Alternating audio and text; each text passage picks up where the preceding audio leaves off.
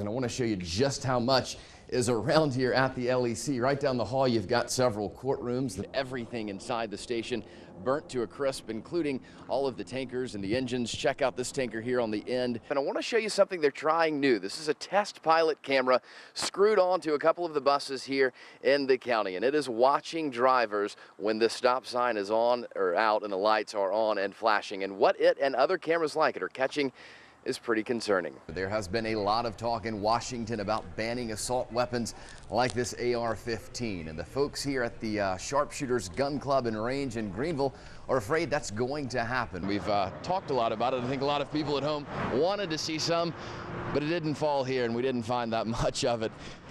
Here's a little bit on the back of this gentleman's truck. So what are your odds of winning the big jackpot? Not that good, about 175 million to 1. Yeah, Tom first told you about this group of politicians taking Christmas bonuses this past Christmas. They caught a lot of heat for it back then. Well, they're back at it already, feeling the holiday spirit and wanting to double the amount of that bonus for this coming holiday. A decision some of them find pretty hard to explain. You caught me at a most inopportune time. Meet Harold Littlejohn Sr., one of 7 serving on Gaffney City Council, a group of men who feel they deserve a little thank you from the taxpayers each Christmas in the form of a bonus. This year, the council wants to double what its members get, from $500 to $1,000. I think people just want to hear what you honestly have to say. You're their elected politician. How do you honestly feel about it? That's the question. I honestly feel like it's something that we would be most appreciative of. Understand? Instead of a 2% cost of living raise for city employees, City Council says it'd be cheaper to just double the bonus for the workers and for themselves. I got Mayor Henry Jolly on the phone around lunchtime. And why do you think that's the right thing to do? Graeme, son, what are you trying to do? I'm just trying to get to the bottom of it. I couldn't find any other upstate city or county council that takes Christmas bonuses, period. What's more, Gaffney is denying in part vehicle requests from the police, fire, and sanitation departments, making it all the more difficult for these politicians to defend this proposal for the upcoming budget.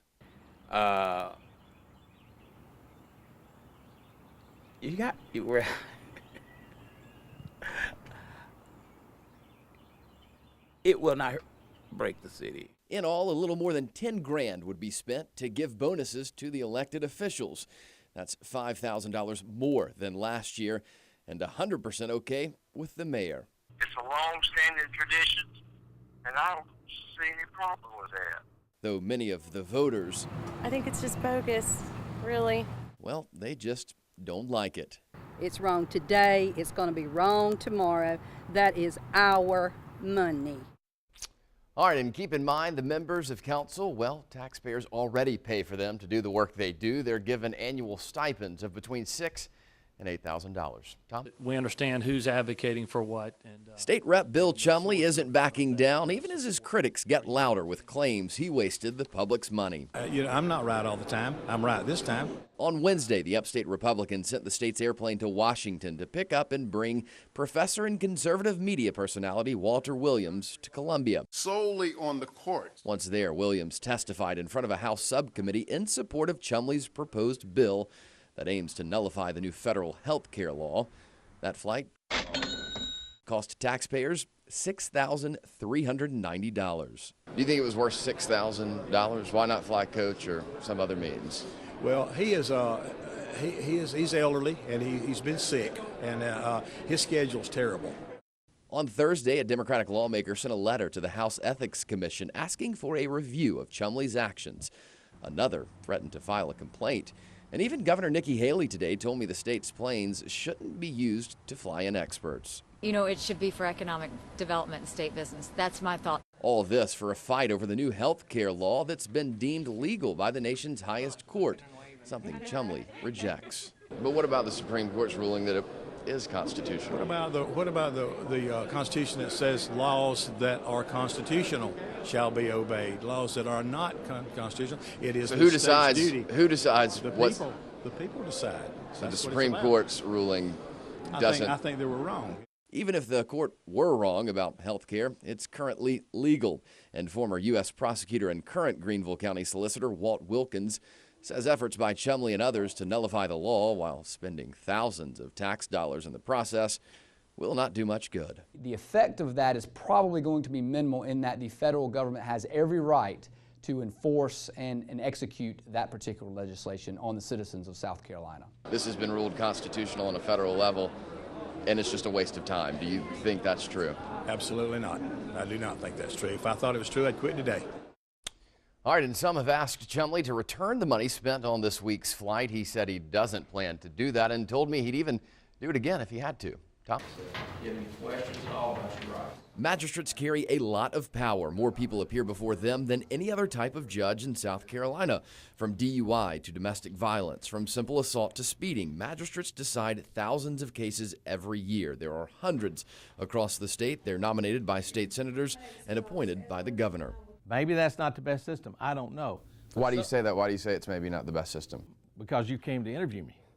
You wouldn't be here if maybe that's not a perfect system. South Carolina Senator Glenn Reese has nominated several magistrates during his 22 years in the Senate, including Magistrate James West, who, according to records from the Ethics Commission, gave Reese's 2008 re-election campaign $1,000. Less than a year later, Reese nominated West as a part-time magistrate in Spartanburg County. Do you not think that gives the image of impropriety? I don't necessarily think that's impropriety at all because, see, what you don't know is I taught James West when he was in junior high about 50 years ago. So you've known him all your life? I've known him a long time. So it's a friend appointment then? Not necessarily a friend. You have to have credentials. He's got credentials out the wazoo. Even so, there are some who say that's not the point. U.S. Congressman Trey Gowdy was the former 7th Circuit solicitor and dealt with magistrates daily. I would not feel comfortable going out and picking someone who is a campaign contributor or a campaign worker, even if the person is qualified. Gowdy feels the political appointments hurt the fairness of the system. He suggests creating a citizen screening board, 7 citizens who would take applications for people who want to be magistrates. Let the people review the candidates, he says, and then send the top 3 recommendations to the senators. And if the person who was my childhood best friend doesn't make the final 3, guess what? They're not going to be a magistrate.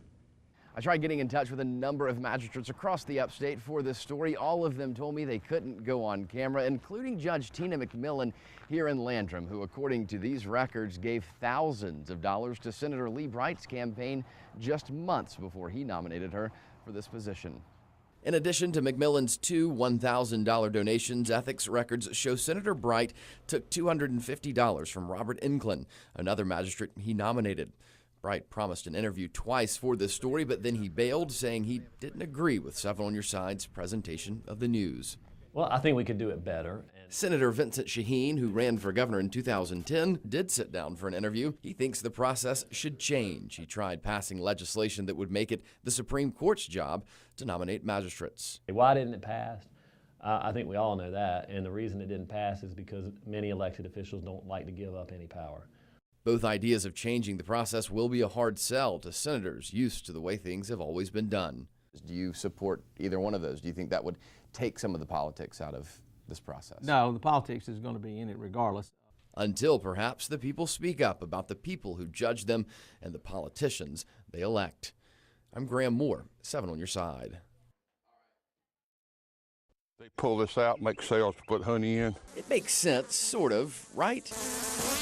Eating local honey with local pollen from local bees to combat allergies.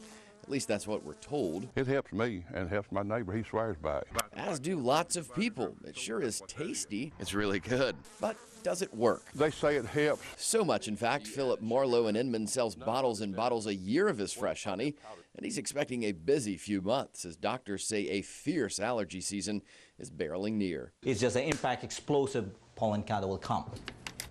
Dr. Emmanuel Sarmiento in Greenville says some people are already suffering, but the worst, perhaps worst ever season is still a few days, weeks away.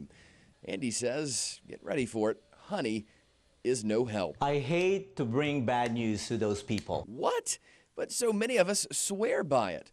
Sarmiento, though, says it's all just a big old wives' tale. So it's really a myth that honey containing the pollen will cure or treat allergies. And here's why. Allergies are genetic, and the doc says there's no real way to desensitize yourself from it using honey, because what you're actually doing is ingesting the pollen.